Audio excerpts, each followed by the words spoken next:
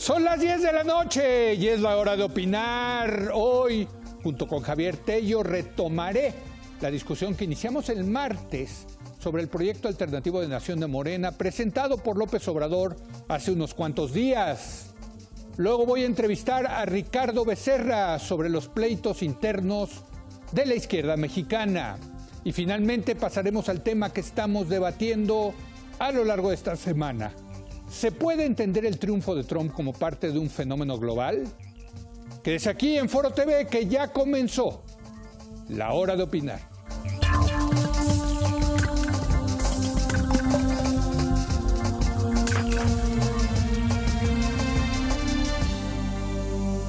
Muy buenas noches. El pasado fin de semana, el Movimiento de Regeneración Nacional Morena, encabezado por Andrés Manuel López Obrador, celebró su Congreso Nacional.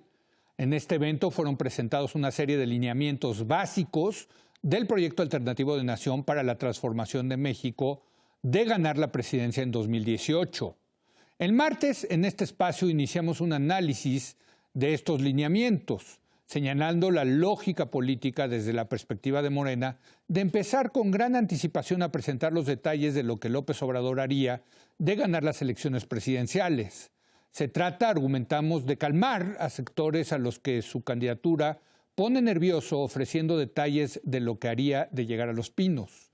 Hoy retomamos esta discusión para hablar de algunos de los 50 puntos mencionados por el dirigente nacional de Morena, Andrés Manuel López Obrador, en su discurso. Javier Tello, muy buenas noches. Leo, buenas noches. Tengo que decirte que recibí varios comentarios, varios tweets diciendo que nosotros ya estamos inclinando la balanza a favor de López Obrador. En fin, pues ya parece, ¿no?, que la hora de opinar va a inclinar la balanza a favor de un candidato. Bueno, habrá quien sí, habrá quien no. Es horrible, tengo que decirte, es horrible esto de platicar de las elecciones del 2018, porque si hablas de Margarita dicen, no, pues es que ustedes ya se inclinaron a favor de Margarita, o hablas del PRI, se inclinaron a favor del PRI, o ahora de López Obrador. Pues no, o sea, nosotros podemos tener nuestro corazoncito, en fin, nuestra ideología, nuestras preferencias, pero pues objetivamente yo lo que he dicho, va bien López Obrador, va bien. Claro, no, y más allá de que va bien, creo que al margen de mis preferencias, pues sí, no, objetivamente como analista, pues parece que se le están alineando las estrellas a López Obrador. Bueno, más allá de lo que sucede allá afuera, sí. Creo que lo que vale la pena analizar es lo que él decide hacer. Una cosa es que tenga suerte y se alineen las estrellas, sí, porque por suerte. Claro. Pero también se le están alineando las estrellas. Pero creo que es muy importante evaluar las decisiones que toman los distintos candidatos, los distintos partidos. Sí. Y creo que esta decisión de hacer público con tanta anticipación una serie de posturas es una decisión correcta desde su punto de vista. Y lo decíamos el martes. Creo que la lógica es, ante la incertidumbre que genera su candidatura y ante el miedo que genera su candidatura en ciertos sectores, es importante, como estrategia política, empezar a darle contenido a su proyecto, porque es una manera de disminuir esa incertidumbre. Y otra vez, no se trata de ganar votos, es decir, no se trata de convencer a un sector del empresariado de que voten por López Obrador. Yo insisto que se trata de argumentar que, si bien ofrece cambio radical, ese cambio radical tiene contenido y se dará dentro de márgenes aceptables. Márgenes aceptables, me queda claro también que estará a disputa. ¿Qué es aceptable para uno no será aceptable para otro? Pero creo que el ofrecer estos 50 puntos, y sospecho que lo seguirá desarrollando, matizando, habrá cambios, este es un primer borrador, etcétera. Creo que tiene sentido, ¿no? Para él, para su estrategia, para su partido, para su candidatura. Y yo, como decía, hay propuestas dentro de estos 50 puntos, pues caben muchas cosas, ¿no? Sí. Hay propuestas, yo opino, muy razonables, y hay otras, pues francamente, demagógicas, ¿no? Sí, digo, es una lista de objetivos, más que otra cosa. En algunos temas sí se mete un poquito más detalle, pero hoy por hoy es una lista de objetivos. Y hay cosas que sí sorprenden. Una cosa que hemos analizado y discutido aquí mucho es toda la parte de cómo pagar por cosas. Y una vez más, la parte de finanzas públicas, que tiene una parte, a mí me gusta, ¿no? Me gusta que se hable de austeridad en el gobierno, me parece muy bien. Me gusta que se hable de no subir impuestos. ¿no? Y de no incrementar la deuda. Y de no incrementar. Todo la deuda, cero deuda, me parece fundamental. Me parece un compromiso muy importante después del endeudamiento que hemos tenido con Calderón y sobre todo ahora con Peña Nieto. Creo que es muy importante para el próximo presidente sí tener muy claro que la tarjeta de crédito, el límite ya llegamos al límite de lo que nos podemos seguir endeudando, creo yo. ¿No? Sí, yo te diría que nada más le faltaba añadir desregular para ser similar a un proyecto que se está anunciando del otro lado de la frontera. Yo sí creo... No, porque allá sí van a bajar impuestos. Yo sí creo que acá no van a bajar impuestos, van a mantenerlos. Bueno, sí los van a bajar porque una de las promesas es que va a bajar el precio. Y la única manera para garantizar que baje el precio de la gasolina una vez que se abra y que en principio bajaría o subiría en función de lo que pasa en el mercado es... precisamente jugando con el impuesto que hoy por hoy es fijo, en fin, ¿no? Pero lo que sí sorprende es que sigue, creo, con la idea de que con combatir la corrupción y con austeridad en el gobierno es más que suficiente para pagar todo lo que quiere hacer. Y quiere hacer mucho. Da números, dice que va a haber ahorros de 500,000 millones de pesos. Eso equivale más o menos al 10% del presupuesto de egresos de la Federación. Es un chorro de dinero, es muchísimo dinero. No veo, o sea, ojalá, imagínate si por austeridad y por combatir la corrupción se ahorran 500,000 millones de pesos. Bueno, que eso quiere decir que la corrupción y el dispendio era rampante, ¿no? Muchos creen eso, muchos en México sí lo creen. Por eso le creen a López Obrador. Yo creo que hay mucho dispendio y mucha corrupción, pero no llega a 500,000 millones de pesos. No lo sé. Claro, lo que estamos viendo con los escándalos gobernadores sin duda abonará a su argumento que el combate, en el imaginario del electorado mexicano, que el combate a la corrupción y austeridad permitirán esto. Pero una cosa es ese objetivo de combatir la corrupción y de ser austero, que podrá ser un buen objetivo, pero sigue sin sumar lo suficiente desde el lado de fiscal de cómo pagar, ¿no? Sí, porque del lado de los gastos ahí se hace promesas que dicen, brother, pues no sé de dónde vas a sacar ese dinero, porque hace promesas muy importantes de proyectos de infraestructura, hace promesas importantes de programas sociales. ¿no? A jóvenes, ¿no? Incrementar lo de el pago que se les hace a la gente de la tercera edad al doble, en fin.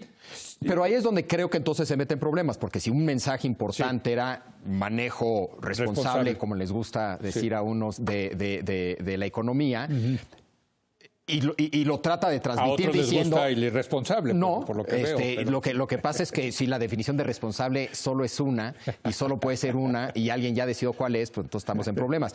Pero sí creo que me parece muy bien que mande ese mensaje. Pero si del otro lado está esta larga lista de cosas que quiere hacer, pues entonces uno dice, bueno... o no va a hacer esas cosas, o no va a ser responsable como yo defino, o esas personas definen responsable. Pero el otro tema que a mí sí me saltó... Pero terminemos con el tema del gasto, ¿no? Porque sí hay muchas promesas. Muchísimas. Y la verdad, en última instancia, no dice cómo las va a pagar, salvo con este tema de los ahorros por corrupción y austeridad. Creo que no le van a dar los números. Pero también creo que en una campaña... como lo acabamos de ver con Donald Trump, pues eso de los números dejémoslos ahí a los tecnócratas y a lo...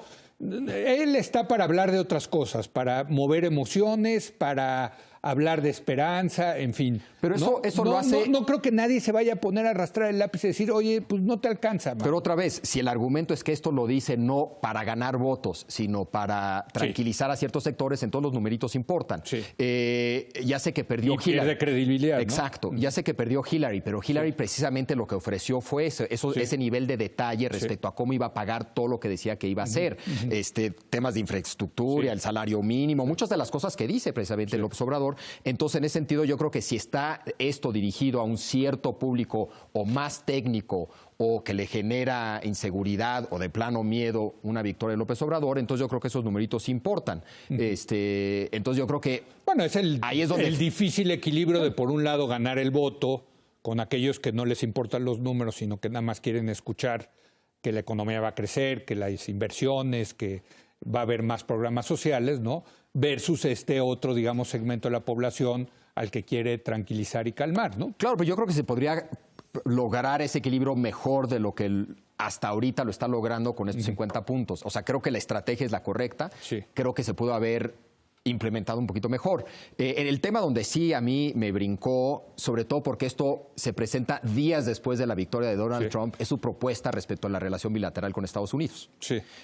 Lo que propone es dar prioridad a la cooperación para el desarrollo, ¿no? O sea, gana alguien que creo que se puede decir es un claro enemigo, que lo que no quiere es cooperar, y tu propuesta es, lo que vamos a hacer es cooperar. Digamos, entonces, bueno, ese párrafo es el más priista de las 50 propuestas, porque es priista en el sentido de que no dice nada. Si me dejas definir el discurso priista, esto que de repente tienen los priistas de que pueden decir mucho y a la vez no decir nada, creo que ese párrafo no dice nada, pero en fin, si quieres... Yo creo que es más grave, de hecho. Yo creo que es falta de interés por el tema internacional, que no es solamente algo de López Obrador, yo diría que es tristemente algo muy común hoy por hoy en la clase política mexicana, somos parroquiales. Que conforme México a partir del 94 se fue globalizando, nuestra clase política creo que en general, claro que hay excepciones, en general es cada vez menos cosmopolita. Y tenemos un serio problema ahora, teniendo el reto que tenemos con Trump, ese perfil de político pues no es el perfil ideal para... Pero entonces, ¿qué dice? Dice, vamos a la cooperación... Sí, cooperación para el desarrollo. O sea, porque el problema es, o sea, van a convencer a Trump, me imagino, que tiene que invertir Estados Unidos en México, algo tipo Unión Europea, que eso va en buen camino y no hay problemas por allá en ese tema. Habrá fondos para desarrollar infraestructura en México. Él lo va a convencer. Me imagino que el proyecto de infraestructura sí se va a pagar. En fin, toda la parte bilateral, que es larga, o sea, no es menor, no es un parrafito por aquí. Otra vez, lo curioso es que esto lo dice sin mencionar. Habla de respeto a la soberanía y ese tipo de cosas, ¿no? Que, bueno, está bien, pero no tiene un programa.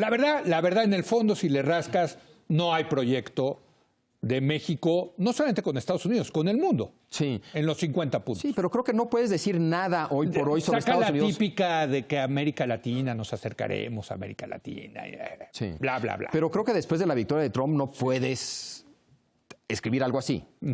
¿No? Si hubiera ganado Hillary esto... ¿Pero por qué no? Pues si el presidente Peña Nieto lo está haciendo también, Javier. No, de que se puede, se puede. Sí, nadie... Pero estamos hablando aquí si le conviene. Nadie hasta ahorita en la clase política se ha tomado en serio el reto que vamos a enfrentar con Donald Trump. ¿Estamos de acuerdo? Sí, ahora... Ni en el PAN, ni en la izquierda, ni López Obrador, y desde luego en el gobierno. Sí, pero creo que en función de lo que suceda, y no creo que sucedan cosas para bien... Creo que cualquier persona que aspire a ser presidente de México en 2018 tendrá que tener una postura de lo que está haciendo Estados Unidos bajo una presidencia de Trump.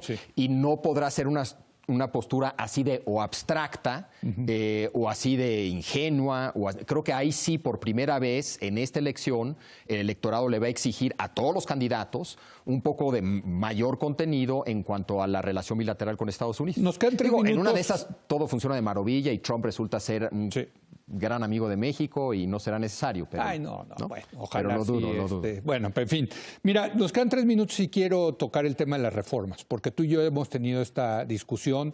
Yo siempre decía, bueno, pues ahí está López Obrador prometiendo que las va a echar para atrás, y tú siempre decías, no, pues no necesariamente. Bueno, te está empezando a dar la razón López Obrador, porque ya hubo un cambio, un cambio en este discurso que no es menor, que dice, vamos a hacer una consulta popular para ver si se quedan o no. Las consultas populares de López Obrador, que son patito, es lo que se haga mi voluntad. Entonces yo creo que lo que se está dejando él es la carta de si me convienen, voy a dejarlas, si no me convienen, las voy a rechazar. ¿No? Él dice, yo me inclino por rechazarlas, pero no cierro la oportunidad para que haya una consulta popular. Y desde luego, mira, no sé la reforma energética, pero echar para atrás la reforma en telecomunicaciones sería una tontería, porque ha funcionado y ha funcionado muy bien, porque han bajado las tarifas de manera importante. Sería una tontería echar para atrás la reforma de telecomunicaciones. Mira, yo insisto que no hay votos hoy por hora ahí, y en ese sentido no le... Pero él no habla de votos, él habla de consulta popular, Javier. No. Pero otra vez, es como por fuera de las instituciones. Como plataforma, ¿no? Yo creo que es un tema en el que no se va a meter mucho, a menos de que ciertas cosas, o sea, dependiendo del escenario en 2018. Pero yo no creo que se va a meter mucho en ese tema, y efectivamente siento que está matizando su postura original. Pero a mí lo que me gustaría ver sobre todo, son reacciones ante estos 50 puntos. Me encantaría ver, primero, que la propia izquierda reaccionara. Habrá quien le guste, quien no le guste, quien le guste algunas cosas, quien sienta que se equivoca en otras, pero que dentro de la izquierda amplia, que incluye no solamente a la izquierda partidista, sino que hay varios grupos y varios centros y varios personajes en lo individual, que creo que deberían de hablar, discutir, analizar y debatir estos 50 puntos. Me encantaría que otros precandidatos también salieran con sus 50 puntos o 100 puntos o 20 puntos, lo que fuera. Me encantaría que también hubiera una reacción de medios y sociedad civil organizada. Claro. Creo que ahí ya nos toca más a nosotros provocar un mayor debate alrededor de este tipo de cosas para que sienta Margarita Zavala, Ricardo Anaya, Moreno Valle, Osorio Chong, etcétera, etcétera, etcétera, cierta presión para empezar a sacar sus propios 50 puntos. Y insisto, uno de esos puntos de cada uno tendrá que ser su postura frente a las reformas. Tendrá que decir Margarita Zavala está a favor o en contra, y otro de esos puntos tendrá que ser lo que van a hacer con Estados Unidos, con Trump como presidente, ¿no? Pues sí, por lo pronto el que ya dio la primera patada, digamos, ¿no? Fue López Obrador. Sin duda. Gracias, Javier. Leo. Vamos a una breve pausa y vamos a regresar a platicar con Ricardo Becerra sobre los pleitos internos de la izquierda. Pues le vamos a preguntar también esto que está diciendo Javier, ¿qué le parece? Los 50 puntos de López Siendo Obrador. él, Ricardo, alguien que se considera izquierda, vamos a ver qué opina al respecto. Que es aquí en Foro TV, que continúa la hora.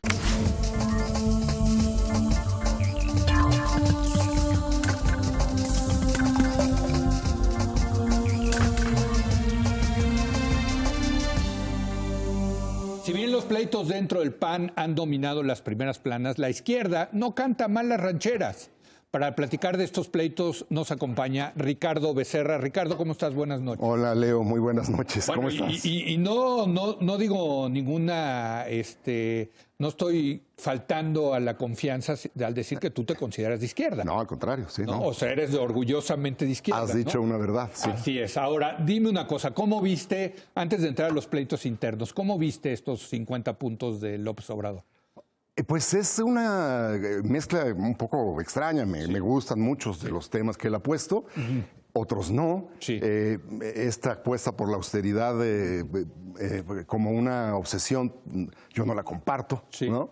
Yo creo que es un país con muchas necesidades y que el gasto público pues es necesario, Sí. y que además tenemos un déficit enorme en infraestructuras y que pues ni modo, tenemos que encarar esos gastos, pero el gran mérito que tiene López Obrador es que es un político que pone las cartas sobre la mesa y Totalmente. da para qué discutir, ¿no? Claro, O sea, pone asuntos. Pues aquí nos tiene discutiendo, ¿no? Así es, no solamente es que este o que el otro y que Sutano le dio a Perengano, ¿no? Sí. Sino que hay ideas, hay un programa y sobre eso hay que debatir. No, y hay sustancia. De eso se trata, hay ¿no? Sustancia, Sí, claro. Dentro de eso, digo, hay Claro. cosas que los trenes, en fin, ¿no? Pero sí hay cosas de sustancia que me parece interesante. Pero, en fin, déjame preguntarte, los pleitos de la izquierda, bueno, no estamos tampoco descubriendo el agua tibia, ¿no? La izquierda siempre ha tenido históricamente esta cuestión del pleito interno, ¿no? Toda la vida, sí. La izquierda es un archipiélago de pasiones encontradas. Sí, ¿verdad? En primer lugar, ¿no? Desde que yo era muy joven, Sí. la división, el encono, ¿no? Es el sello permanente. De hecho, el gran mérito que tuvo en su momento el PRD, Sí. y en especial el ingeniero Cuauhtémoc Cárdenas, pues fue aglutinar y llegar a una unidad inédita, ¿no? Después de muchos experimentos previos, como el Partido Socialista Unificado de México, etcétera. Ese fue el gran mérito. Pero, pues, en el siglo XXI, pues, la obsesión por la unidad o el logro de la unidad se vino abajo con la decisión de Morena, precisamente. Pero eso es lo que te iba a decir. Al final del día, en las pasadas elecciones del 12, sí fue unida la izquierda, ¿no? Sí, sí. Y fue factor fundamental para quedar en un segundo lugar y muy cercano del primero, que Sí. nadie se esperaba, ¿no? Sí, claro, sí. Y esa es pues uno de los enormes incógnitas de esta elección para Sí. 2018, ¿no? Ahora- ¿Cómo va a reaccionar el electorado frente a López Obrador o frente al candidato pues de otra vertiente u otras vertientes, Exacto. ¿no? Ahora, ¿te queda claro a ti que la posibilidad de que gane la izquierda sí depende, sí se incrementan, digamos, si va unida a la izquierda. Sí, así es, se incrementa, por supuesto. Desde luego. Sí, por supuesto. Ahora, ¿qué probabilidad le das a eso? Pues está difícil, ¿no?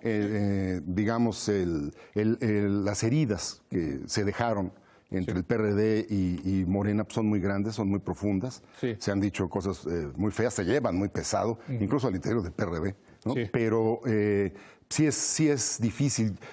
Mi espanto o mi preocupación principal no es tanto que la izquierda vaya o no unida, ¿no?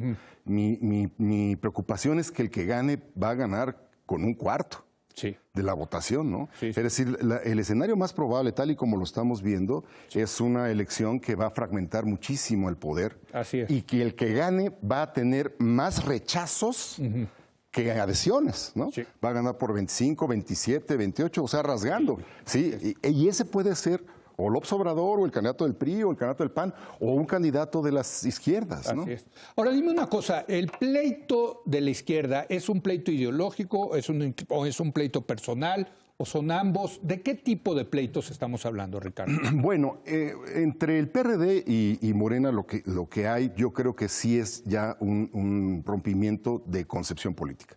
¿Sí? Sí hay, sí. Por supuesto, el personalismo, el carisma, el peso enorme que tiene la figura de Andrés Manuel López Obrador es también un factor. Sí. Pero la verdad es que dentro del PRD, creo, ha madurado ya una o varias ideas sobre un tipo de política diferente, ¿no? Sí. Un tipo de política más cercana a la concertación y a la corresponsabilidad. Sí. El ejemplo del Pacto por México pues es muy elocuente, ¿no? Sí. Es decir, el PRD sí estuvo dispuesto, casi todo el PRD, estuvo dispuesto a acudir a un gran acuerdo donde se discutieron cosas, en mi opinión, a veces desmesuradas, ¿no?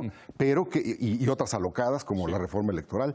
Pero el punto es que por fin el PRD, sin ningún tapujo, acudió a una negociación con partidos muy diferentes sobre asuntos sustanciales del país. O sea, dirías que... Y eso yo no veo haciendo eso a López Obrador. Claro, o sea, dirías, es la postura de cooperar en la gobernabilidad o hacerte corresponsable. Corresponsable, ¿no? Del gobierno del país. Sí. Y otra es Morena nosotros no le entramos cero, ¿no? Sobre todo si tienes la tercera parte del Congreso, como la tenía el PRD y la izquierda en conjunto, pues sí tienes que hacerte cargo de que eso conlleva ciertas responsabilidades frente al país, ¿no? Claro. Y creo que el experimento del pacto, que hay que discutirlo, rediscutirlo y hacer un buen balance, pues digamos, nos habla mucho de la necesidad que va a tener este país de una cultura política, pues, y de una cultura programática y de una cultura de partidos que todavía no tenemos, pero que la fragmentación nos va a obligar a eso.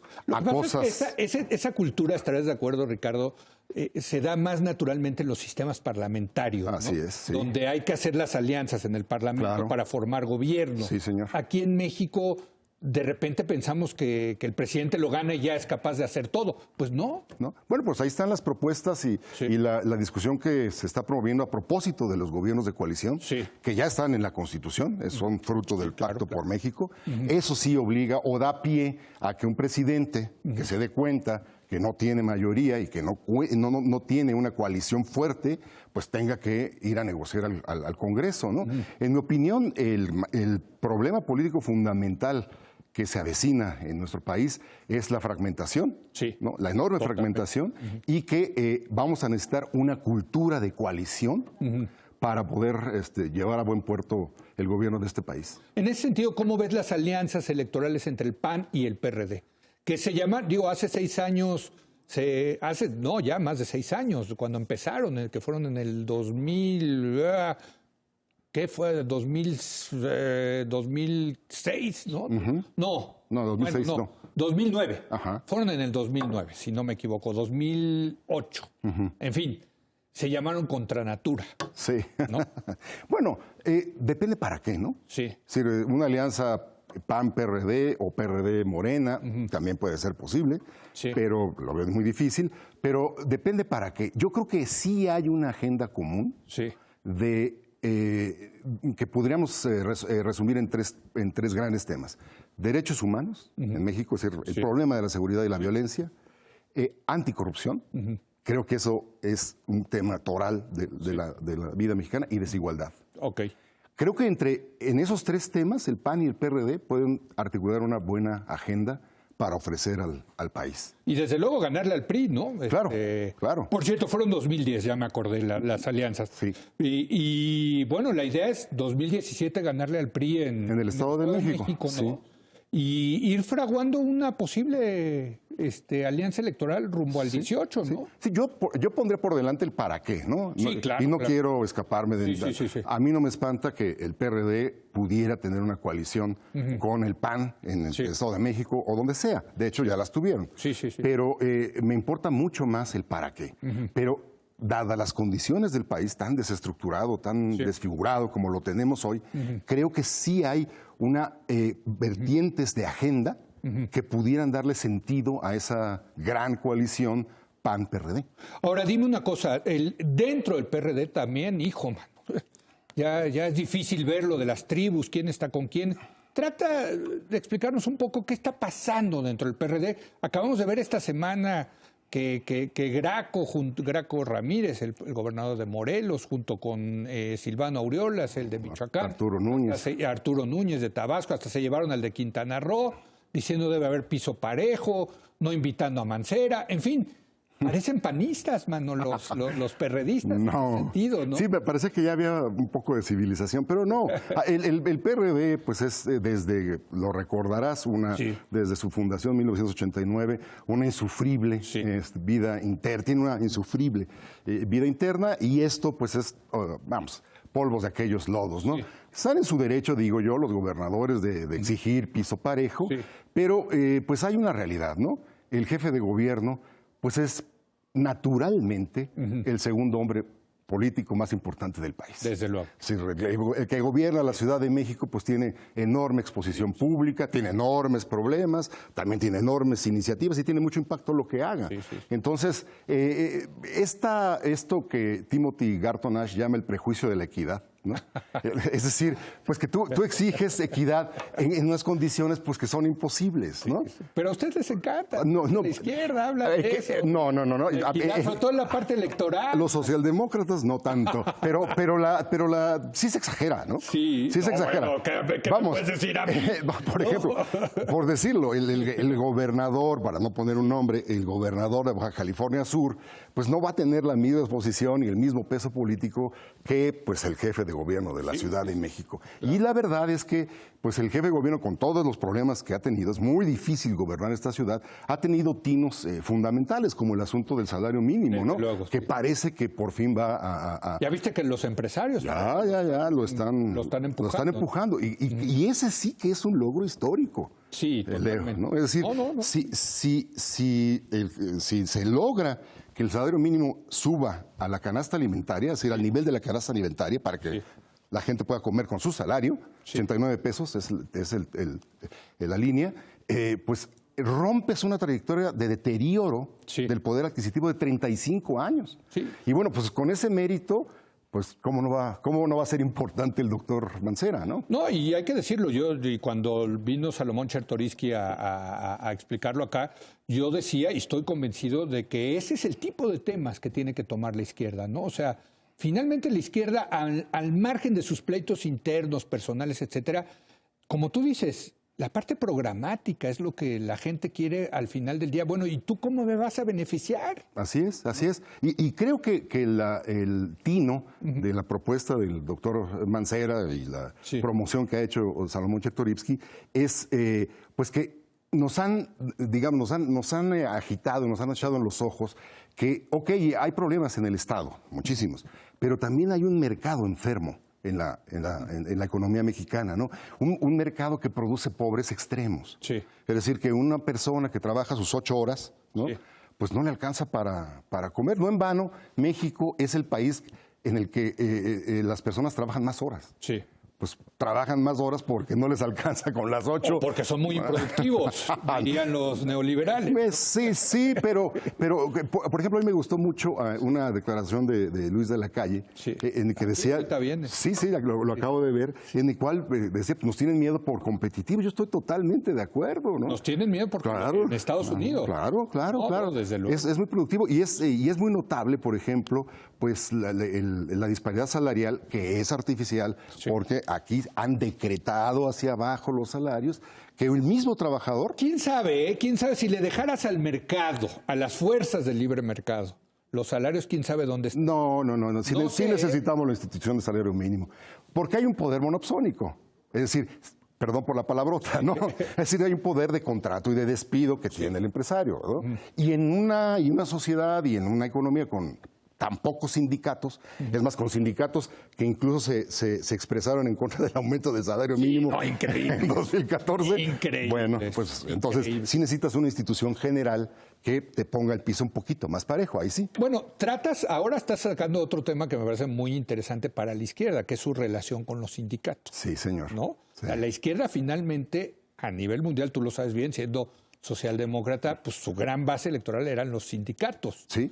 Pero los sindicatos en México, mi querido Están muy bocabajeados, en pero efecto. déjalo bocabajeados. Hay unos que son de pena Impresentables, ajena, claro. Impresentables. Sí. ¿Cuál debe de ser la agenda entonces en ese sentido de la izquierda con respecto a los sindicatos? Bueno, pues es muy amplia, ¿no? Es muy vasta. Yo creo que lo que debemos apostar en México es a un tipo de relación más universal, Sí. más por el lado de los derechos que realmente por el lado sindical. Porque pues lo que tenemos realmente es un mercado de trabajo muy desestructurado, muy poca cultura de organización al interior de los empleados, al interior del mundo del trabajo, y el mundo del trabajo pues sí necesita un tipo de reglas para que individualmente la gente pueda tener una mejor condición laboral, ¿no? Te lo digo porque me llama mucho la atención que, a ver, lo que explica en gran parte el triunfo de Trump es que se robó esa base de los trabajadores de cuello azul, Sí. del cinturón, del óxido, del Rust Belt, ¿no? Sí. En Estados Unidos, que eran de los demócratas. Sí. O sea, los trabajadores así se pasaron a la derecha con un discurso populista. Así es, pero en Alemania ocurrió lo contrario, ¿no? Por ejemplo, el Partido Socialdemócrata, que se asoció con Merkel para gobernar, Sí. ¿no? Sí. Su exigencia fue una regla universal para los trabajadores, el salario mínimo.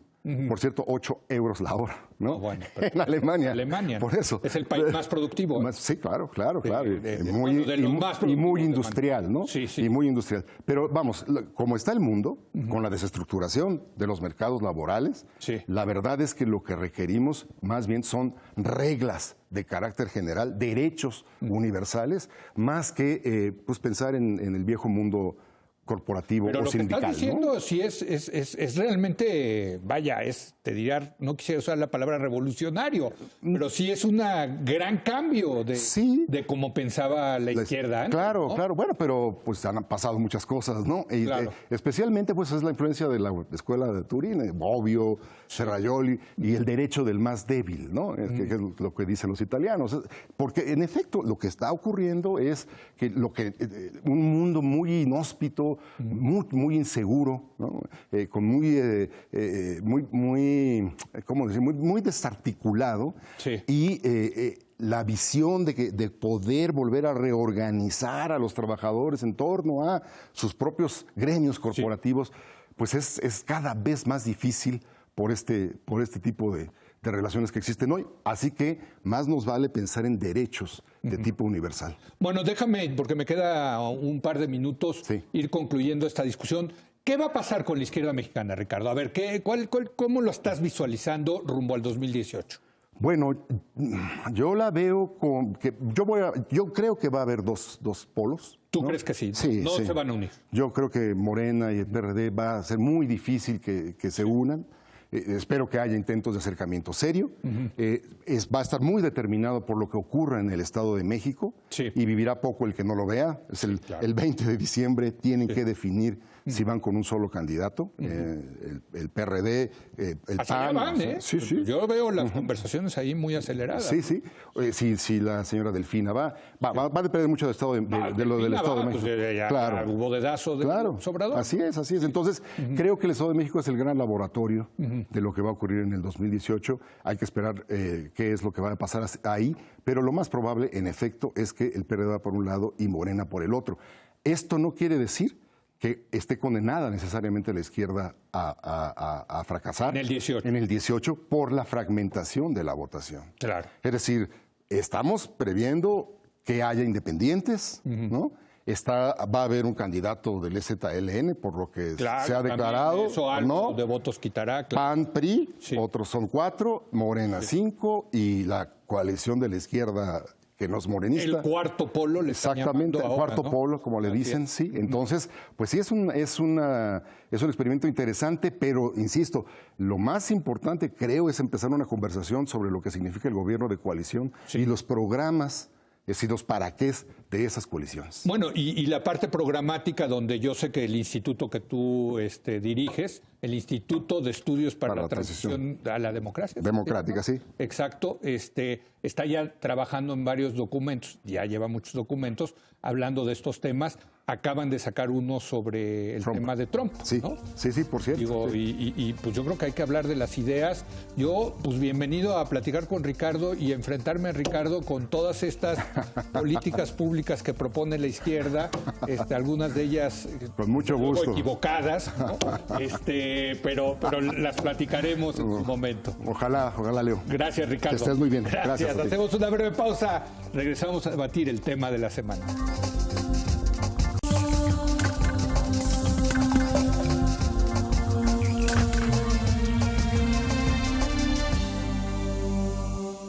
Estamos de regreso, pasamos ahora al tema que estamos debatiendo a lo largo de esta semana, si se puede entender el triunfo de Donald Trump como parte de un fenómeno global. Como todos los jueves está con nosotros Luis de la Calle. Luis, ¿cómo estás? Muy Leo, buenas noches, ¿cómo estás? Y en esta ocasión nos acompaña Antonio Martínez, mejor conocido como Marvel, así como la marca de los superhéroes. ¿Cómo estás, Marvel? Hola, ¿cómo estás, Leo? Buenas noches. Pues tú, ¿cómo ves, Luis? ¿Sí es un fenómeno global lo que ocurrió? O sea, ¿lo puedes inscribir como parte de algo que está pasando en el mundo?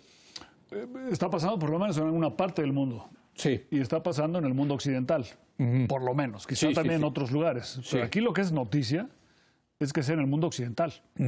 O sea, los pilares, digamos, del sistema de posguerra, de crear organismos internacionales, promover la integración mundial, la estabilidad macroeconómica, esfuerzos para promover la paz en ciertas regiones del mundo, en el Pacífico, etcétera, pues venían sobre todo del Reino Unido y de los Estados Unidos, ¿no? Acompañados por el resto de los países europeos.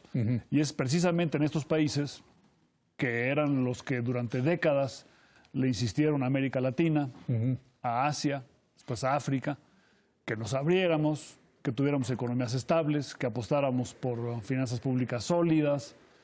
Y ahora ellos, que adoptáramos el consenso de Washington, que se llamaba en esa época, y ahora las dudas sobre esta forma de ver la economía y el mundo las tienen ellos, Estados Unidos. ¿Será que les preocupó que les crecieron los enanos?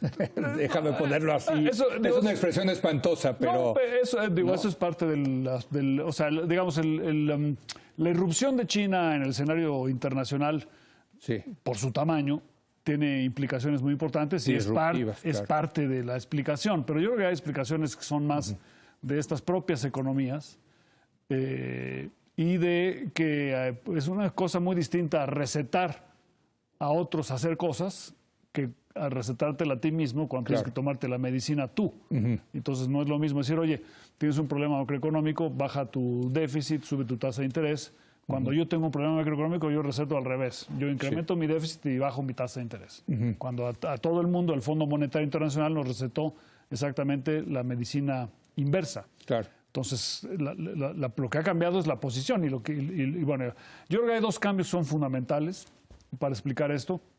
Uno de ellos es la profundidad de la crisis 2008-2009 y el enorme costo que ha tenido en términos de transferencia de recursos de la ciudadanía en general hacia el sector financiero.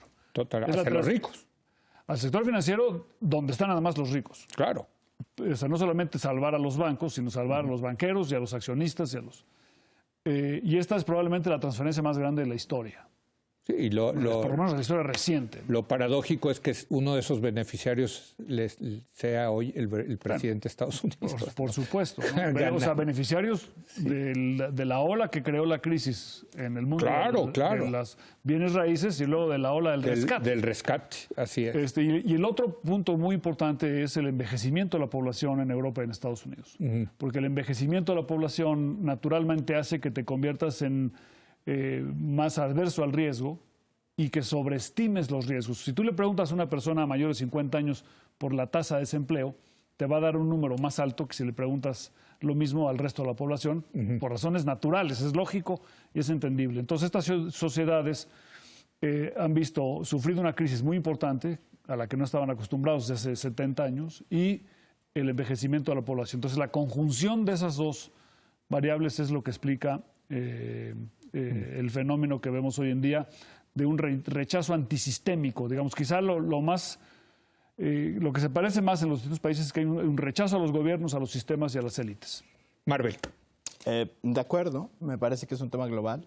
Yo diría que la elección de Trump solo es como el corolario de la crisis que desató la crisis económica del 2008. Es decir, y además es una crisis que la vimos poco a poco rompiendo en el mundo a través de los movimientos sociales. Es decir, yo explicaría ahí algunas de las claves.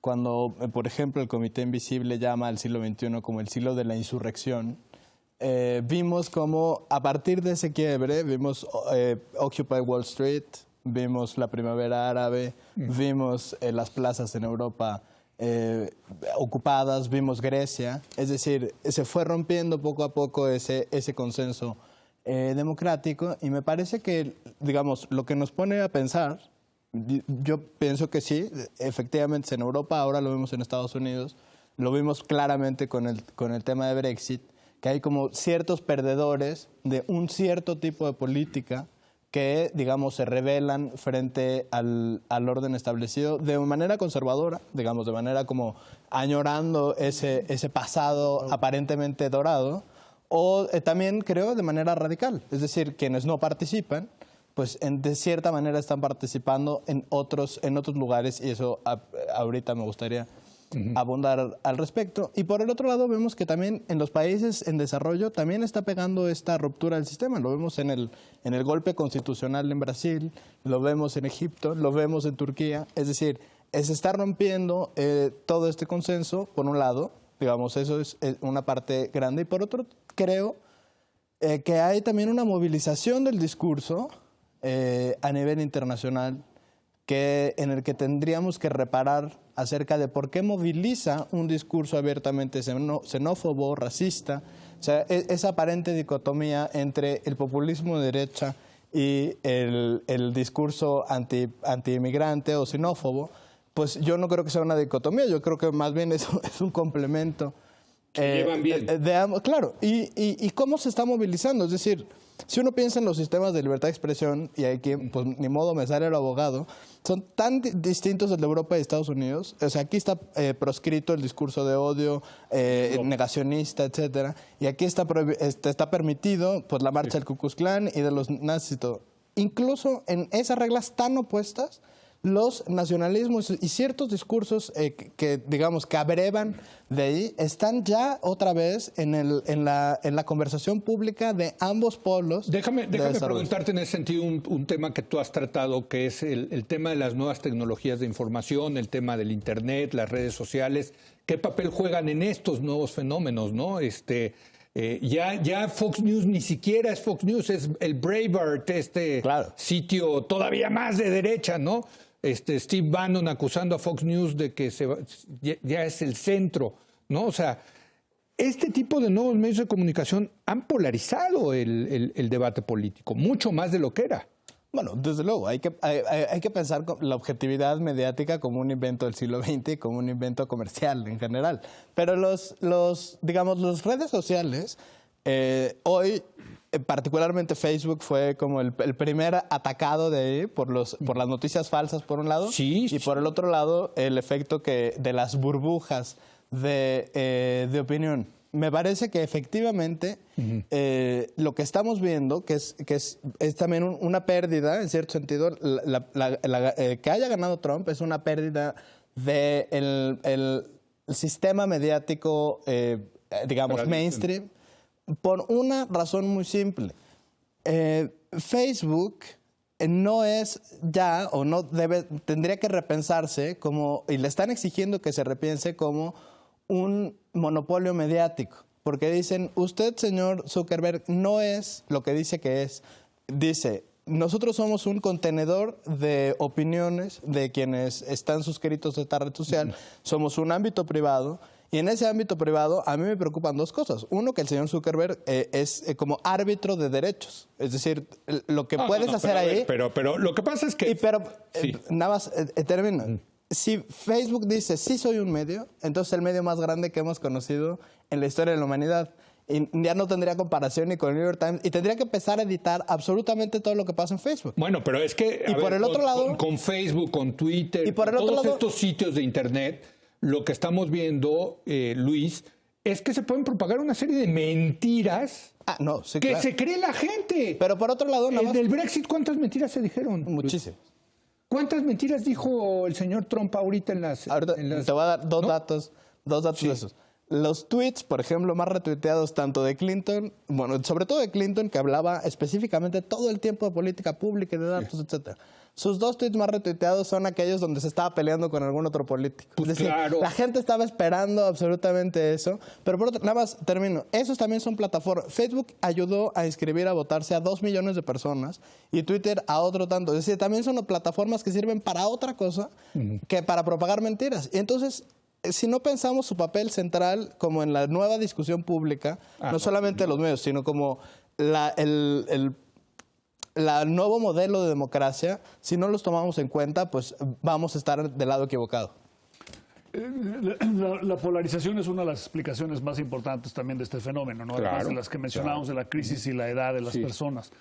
Porque en un mundo polarizado, y Estados Unidos está muy polarizado, lleva 30 años polarizándose, y es producto de la redistritación electoral, que lleva a la Cámara de Diputados solamente gente de extrema derecha y de extrema izquierda, y no se pueden poner de acuerdo. La polarización de los sistemas políticos lleva a que los gobiernos no funcionen. Y uno de los reclamos del ciudadano es que no, o sea, que explica el voto es que el gobierno no funciona. Entonces, cuando tú eres un votante americano, oye, te vas a echar un volado con Donald Trump. Prefieren Él dice, oye, yo me estoy echando un volado con el gobierno, no funciona. O sea, en los últimos 5 años el gobierno ha pasado un presupuesto. El presidente Obama dice una cosa, el Congreso hace otra.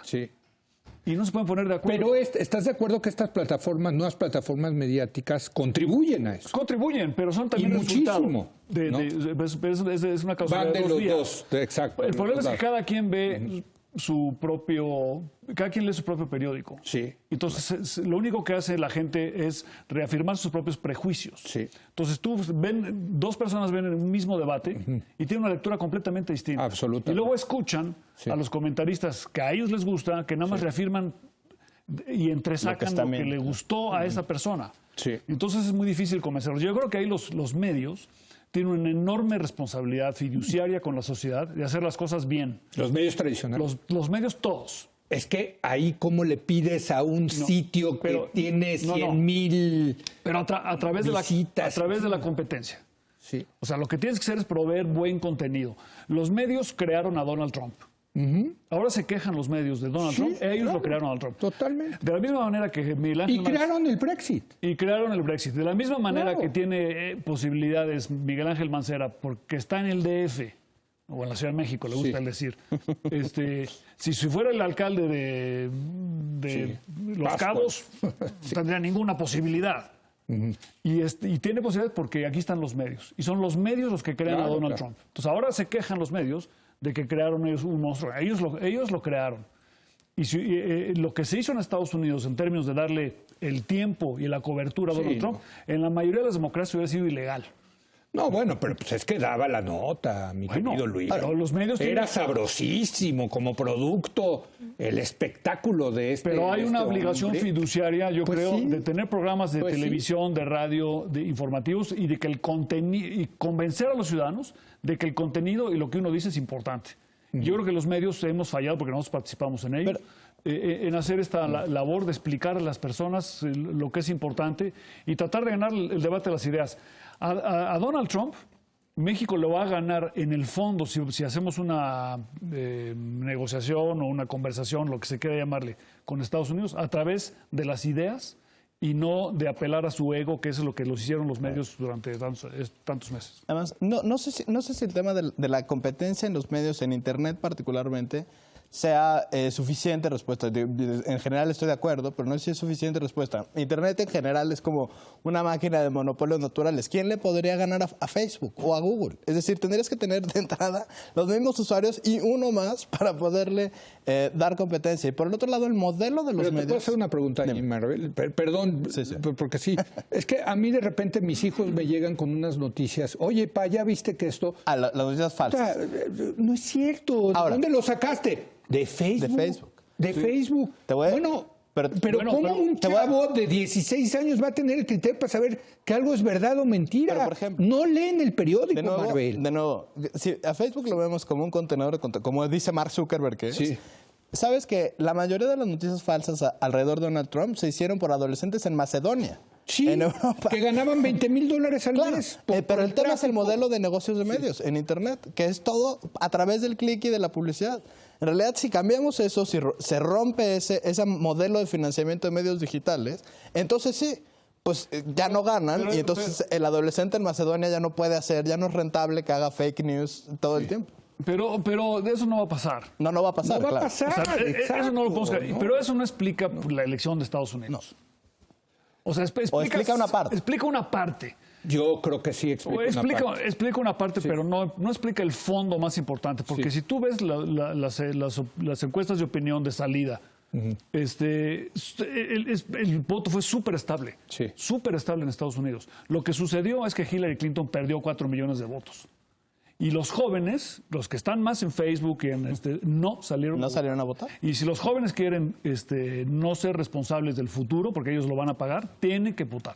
Esa está en tu generación, regresamos a lo que te dije antes de entrar. Los millennials. No.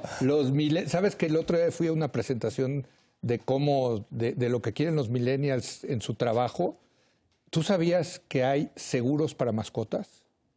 Sí, y quieren poder ¿Tú sabías que había? Yo no sabía. Y están demandando seguros para sus mascotas. O sea, quieren todos los beneficios sin ningún costo. Exactamente. Les encanta la globalización. Sí. Pero no la competencia. Sí, ahora, exacto. Y son bien hedonistas, pero en fin, ya hablaremos. Ya estamos los viejitos hablando, quejándonos de los millennials. Pero bueno. No, es al revés. Queremos pasarles el relevo para que ellos transformen la sociedad que nosotros ya no podemos transformar.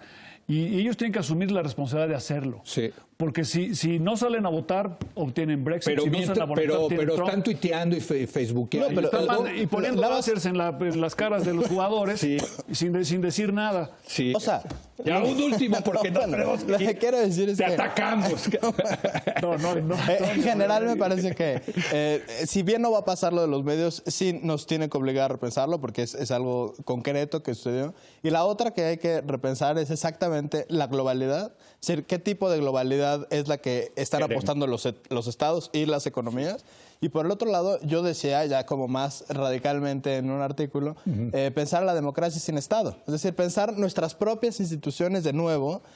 Porque los jóvenes se están organizando. O sea, regreso a esto de el siglo de la... ¿Quieres democracia sin Estado? Bueno, ya nos tenemos que ir, perdón. La insurrección política. ¿Por qué no hacemos una mesa, qué les parece, del tema de los millennials? ¿Qué te parece? Híjole. ¿Con ellos? ¿Con él? Pero yo sí participo y voto. Viejitos contra millennials, cabrón. Gracias, Maribel. Gracias, Luis. Gracias a usted por habernos acompañado. Yo lo espero mañana, viernes, en punto a las 10 de la noche, cuando otra vez sea la hora de opinar. Mañana, en nuestra edición de fin de semana, vamos a platicar con Fernando Landeros, el presidente de la Fundación Teletón, acerca de sus 3 películas favoritas. No se lo pierda. Aquí nos vemos.